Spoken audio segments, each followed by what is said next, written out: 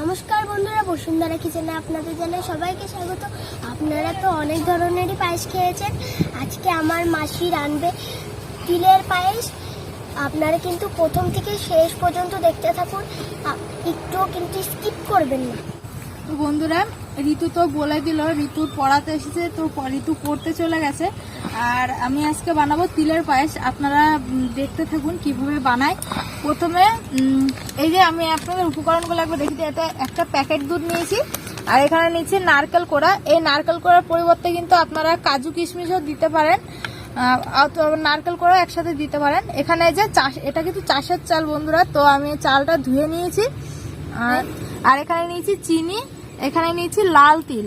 আপনারা চাইলে সাদা তিল দিয়েও করতে পারেন। এই তিলটা কিন্তু রোদে শুকিয়ে ছাল ছাড়ানো আছে, মানে তিলের যে খোসাটা ওইটা ছাড়ানো আছে। আর এখানে নিয়েছি 1 কেজির থেকে একটুখানি বেশি দুধ নিয়ে নিয়েছি। তো বন্ধুরা, প্রথমে এই যে আমি তিলটা নিয়েছি। এই তিলটা কিন্তু ভালো করে পরিষ্কার করে খোসা ছাড়ানোই আছে। তো তিলটা আমি এবার শুকনো করে এরকম করে ভেজে নেবো।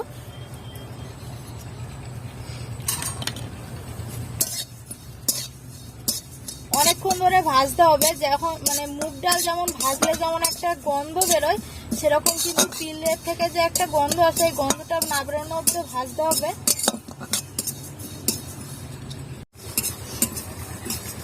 তো বন্ধুরা, এখানে আমার তিলটা ভাজা হয়ে গেছে। এবার আমি তিলটা নামিয়ে নিচ্ছি। তো বন্ধুরা, এই গোবিন্দভোগ চালগুলো আমি এবার ভেজে নেব।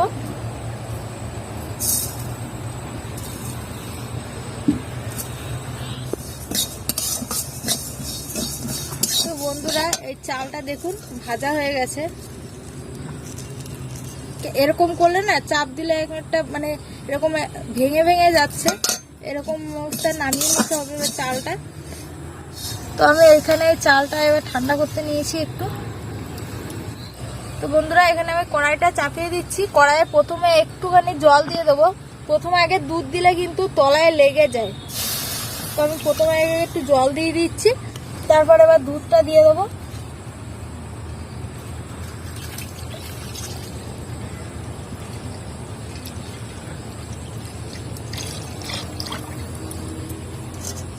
তো বন্ধুরা, এই চালটা আমি এবার আধ বাটা করে নেব শিলে।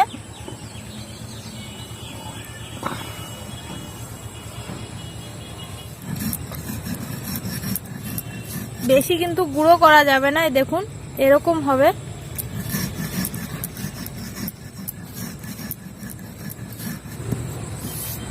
তো বন্ধুরা দেখুন, আমার এই যে চালটা এরকম ভাবে গুঁড়ো করে নিয়েছি একটু।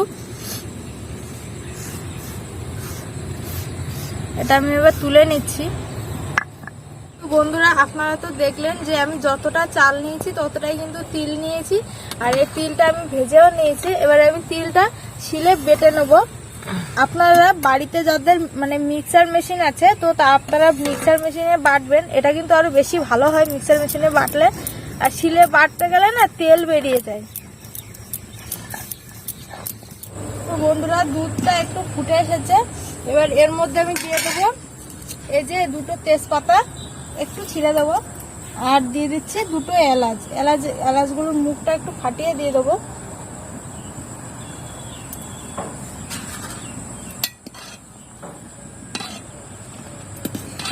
তো বন্ধুরা, এর মধ্যে এবার আমি এই যে গুঁড়ো করা চালগুলো এবার দিয়ে দেবো। চালটা কেন আগে দিলাম, চালটা একটু যেহেতু ফুটবে, একটু মানে মাখো মাখো হবে। অনেকক্ষণ থাকলে কিন্তু একদম পুরো মাখো মাখো হয়, ওটা খেতে আরো বেশি ভালো লাগে।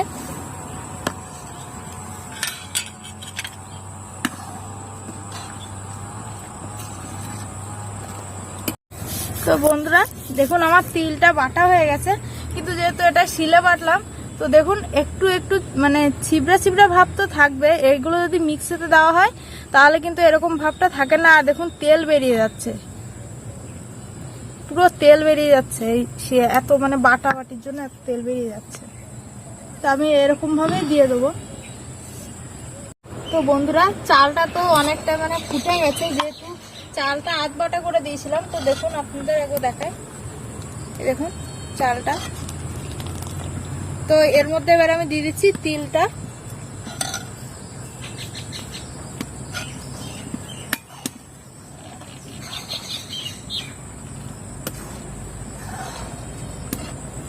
তো বন্ধুরা এর মধ্যে এবার আমি দিয়ে দিচ্ছি চিনি। চিনিটা আমি লাস্টে দিলাম।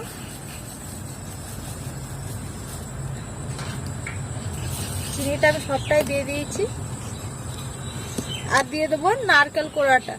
এই যে নারকেল কোড়াটা এর মধ্যে এবার দিয়ে দিচ্ছি।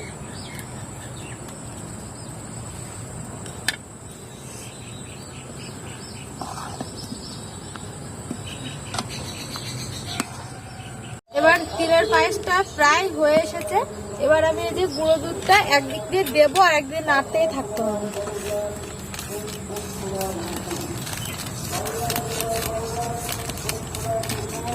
বন্ধুরা আমার পাশে এই যে একজন বসে আছে, এটা হচ্ছে আমার সোনা দাদু।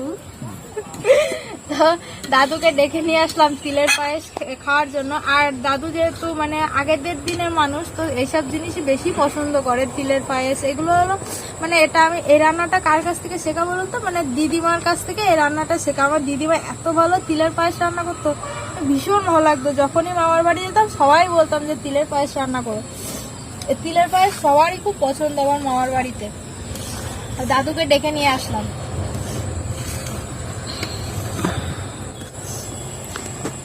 তো বন্ধুরা আমার তিলের পায়েস কিন্তু হয়ে গেছে। একটু ঝোল ঝোল মানে অবস্থায় নামাতে হবে, কেননা এটা যখন ঠান্ডা হয়ে যাবে না তখন কিন্তু একটু শুকিয়ে যাবে।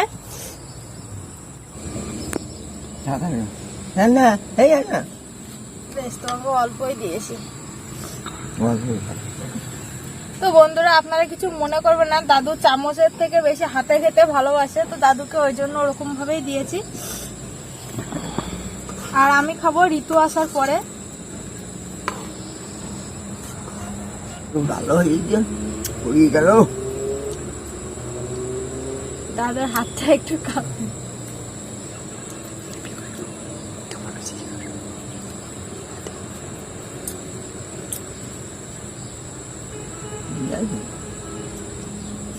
জোরে বলো।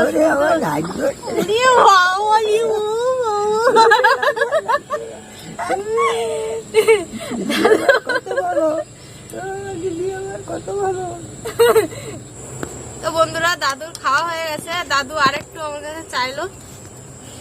আর আজকে আমি তিলের পায়েস প্রথমবার বানালাম। ঠিক আছে, আর তুমি চাইবা, তোমার যদি লাগে চাইবা। আর ঋতু এসছে পড়ে। ঋতুর আজকে পড়া হয়েছিল তো? হ্যাঁ, ঋতুকে দিয়ে দিচ্ছি।